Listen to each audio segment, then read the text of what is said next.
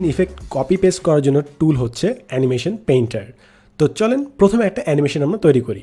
এই বক্সটা সিলেক্ট করলাম, তারপর অ্যানিমেশন পেনের আন্ডারে যাব আমরা।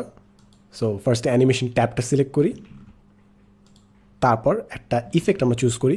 মনে করেন ফ্লাই ইন ইফেক্টটা সিলেক্ট করলাম আমরা। অ্যানিমেশনের কাজটা আমি দ্রুত করছি কারণ মেইন কাজ হচ্ছে অ্যানিমেশন পেইন্টারের কাজটা দেখানো। তারপর মনে করেন ডান পাশে যদি যান তাহলে দেখবেন এখানে অ্যানিমেশন পেন বলে একটি অপশন আছে, সেটা সিলেক্ট করলে আপনি আরও অনেক কাস্টমাইজ করতে পারবেন অ্যানিমেশনটা। সেটা হচ্ছে অ্যানিমেশনটা।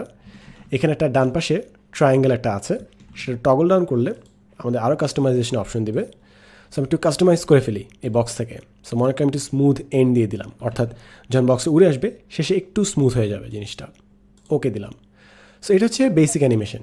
এটার পর আমি আরেকটু অ্যানিমেশন অ্যাড করতে যাচ্ছি, ফেড। সো আমি অ্যাড অ্যানিমেশন অপশনে যাব, এখানে অ্যাড অ্যানিমেশন, তারপর আমি মনে করেন ফেড অ্যানিমেশন ইফেক্টটা দিলাম, বুম।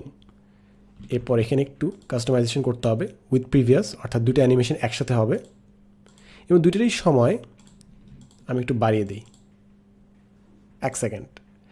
এখন তাহলে আমাদের অ্যানিমেশনটা কি দাঁড়ালো, ওয়ান ক্লিক আস্তে করে ভেসে আসলো। This is our animation. এখন মনে করেন আমাদের আরেকটা অবজেক্ট আছে, আমি আইকনসে যে একটা রকেট নিই, ROCKET, রকেট। এই হচ্ছে আমাদের রকেট। এই রকেটে আমরা সেম অ্যানিমেশন ইফেক্টে দিতে চাই, বাট পুরো অ্যানিমেশন ইফেক্টে নিতে হলে আমাদেরকে আবার অ্যানিমেশন দিতে হবে, দুটো অ্যানিমেশন সিলেক্ট করতে হবে, কাস্টমাইজ করতে হবে, বহুত কিছু।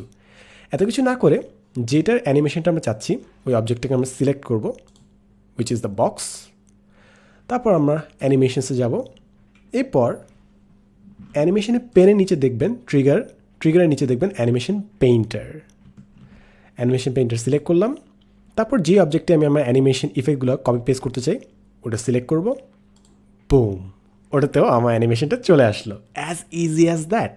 এবং একবার জাস্ট একটা জিনিস ভালো মতো অ্যানিমেট করবেন, বাকি সব স্লাইডে সব এলিমেন্টে আপনি অ্যানিমেশনটা ইউজ করতে পারবেন। ফর এক্সাম্পল আমি অ্যানিমেশন পেটার আবার ক্লিক করলাম, পরবর্তী স্লাইডে আমি চাচ্ছি এই পাই চার্টটাতে আমার অ্যানিমেশন ইফেক্টটা থাকুক। সো এটার উপর ক্লিক করলাম, বুম, আমার অ্যানিমেশনটা চলে আসলো। এখন মনে করেন আপনি বাকি 4টা জিনিসও একই অ্যানিমেশনটা দিতে চান, তাহলে অ্যানিমেশন পেন্টারে যাবেন এবং ডাবল ক্লিক করবেন। এরপর বুম, এটাতে ইফেক্ট চলে আসলো, বুম, এটাতে ইফেক্ট চলে আসলো, বুম, এটাতে ইফেক্ট চলে আসলো, অ্যানাদার বুম, এটাতে ইফেক্টটা চলে আসলো। সো এতে আপনার সবগুলো অ্যানিমেশন উঠে আসলো জাস্ট সিম্পল কয়েকটা ক্লিকে। আপনি চাইলে অ্যানিমেশন পেনে যেতে পারেন, তারপর এগুলোকে একটু কাস্টমাইজ করতে পারেন। মনে করেন সবগুলোকে একটু দেরিতে দিলেন, এরপর এগুলোকে আরেকটু দেরিতে দিলে, তারপর এটাকে আরেকটু দেরিতে। তো এবার আমাদের অ্যানিমেশনটা হবে যে এরকম, একটা উড়ে আসলো, আরেকটা উড়ে আসলো, আরেকটা উড়ে আসলো, আরেকটা উড়ে আসলো, আরেকটা উড়ে আসলো।